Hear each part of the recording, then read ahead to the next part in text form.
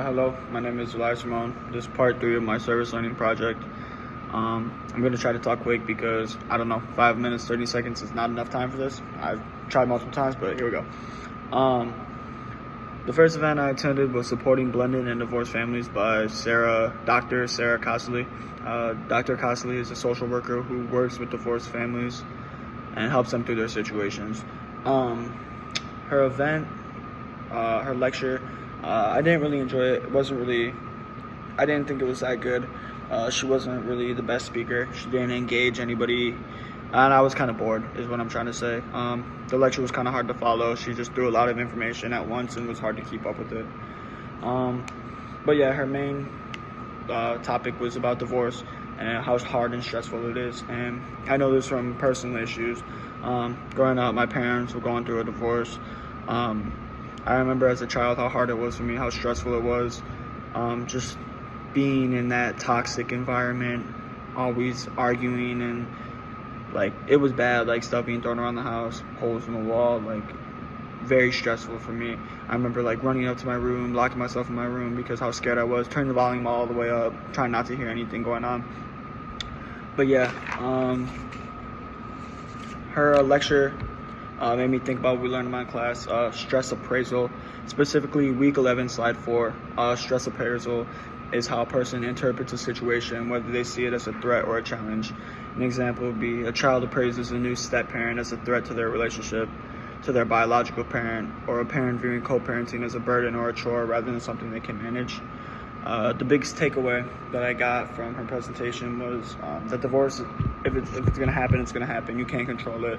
If you guys aren't working well with each other, like I said, that toxic relationship, it's better to just go your separate ways than try and save something that you guys know probably isn't worth saving. I know it'll be hard, especially with a child, but you got to do what's best for yourselves as well in that relationship.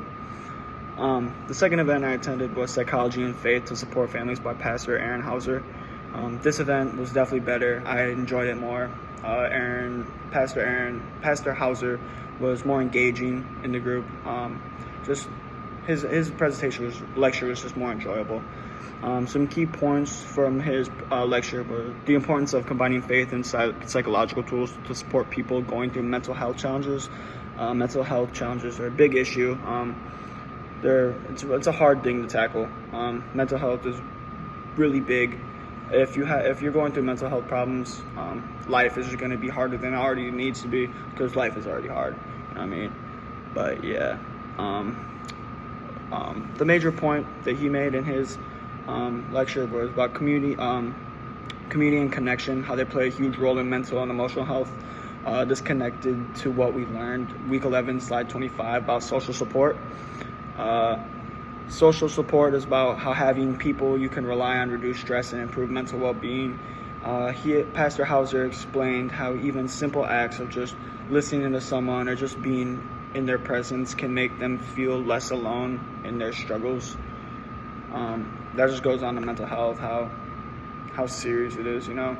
Or, yeah, being able to just communicate with people helps a lot in that aspect. But yeah, the biblical theme that I took away was embodiment through these two lectures. Mental/emotional health connect to this with the Bible, how it teaches our bodies, minds, and how it teaches that our bodies, minds, and spirits are all part of how we live in our faith. And caring for mental health honors all of our individualism. It respects caring for your mental health just respects you as an individual, who you were born as, because you can't choose who you were born. Like you said, we're all just given who we are and just are expected to just deal with it. And that can be harder sometimes, especially if you don't feel like you fit in or something. That individualism, but you got to think that everybody might feel the same way, you could say, because we're all maybe felt alone in this because we're all different, but everybody's different, you know what I mean? But yeah, I don't know. For the service portion of the project, we went and had to fill backpacks. We filled 2 backpacks. each with 5 essential items. We include things like hygiene products, snacks, socks, water bottles, and even a handwritten note of encouragement. At first, I was like, I don't want to spend my money to do this, but after doing it, I felt good about myself because I felt like I was part of something, helping somebody do better. You know what I mean? Like, not do better, but I put my own time into this, time and money, to help somebody in need who doesn't necessarily have the things that I have.